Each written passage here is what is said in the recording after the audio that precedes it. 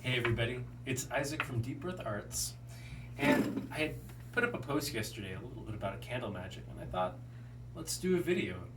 So today I want to do a video on candle magic for opening your intuition. Today is Monday. Monday is traditionally the day of the moon, which makes it the perfect day for this kind of working. So to start, we have to change where our brain is, change where our consciousness is. Any kind of magic, you need a shift in consciousness. So there's different ways to do that. Sound, smell, chanting, song, and these can all be different ways together to move you into a different state of consciousness. But we're going to start with some incense. Now, if you're unfamiliar with burning loose incense, you need a charcoal briquette, like the Swift lights that we carry. You'll notice that my Swift Left bag is in a Ziploc bag, and that's to keep the air out, because if they are sitting outside, they can absorb moisture, so I try to keep it so it's dry and it burns best. Here you can see the little divot for the herb that we're going to put in there, and so you'll see it's starting to spark. That's the saltpeter as it's starting to catch on fire. As I'm doing this, you're going to see a little line of sparks traveling up the briquette.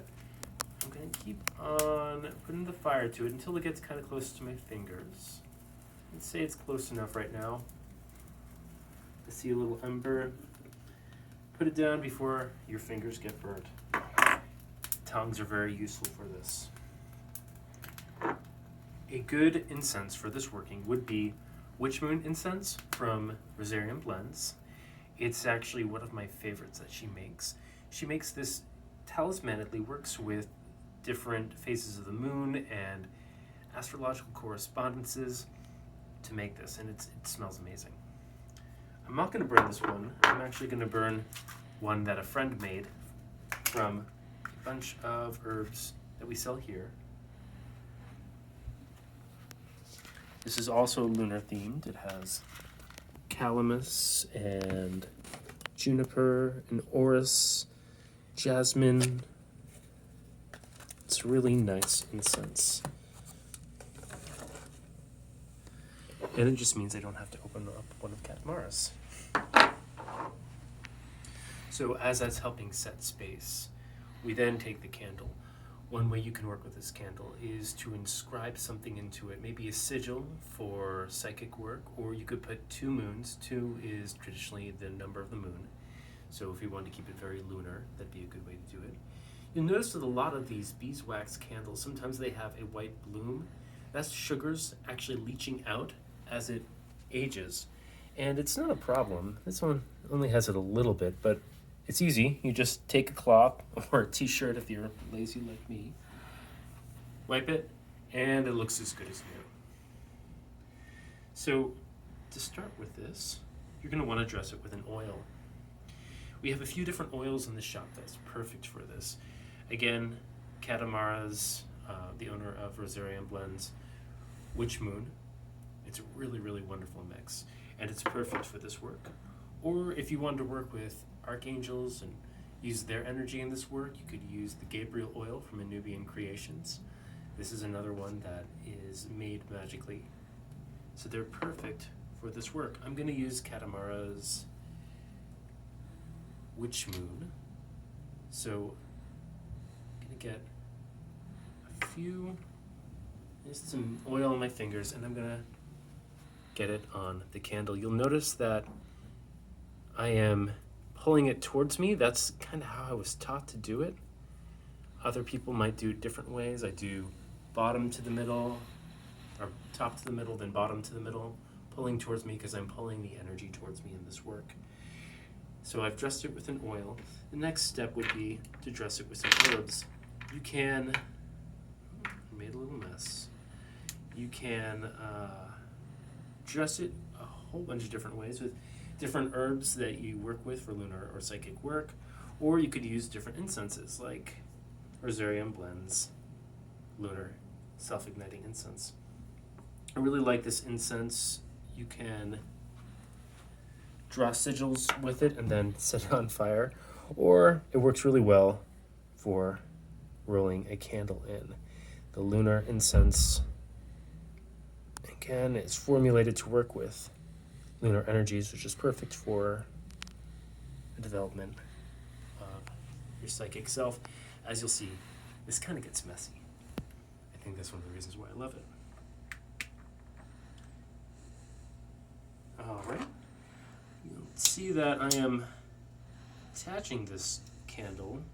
Again, this candle is blue because that is a good color for the moon, to a Herkimer diamond, which works in kind of expands energy.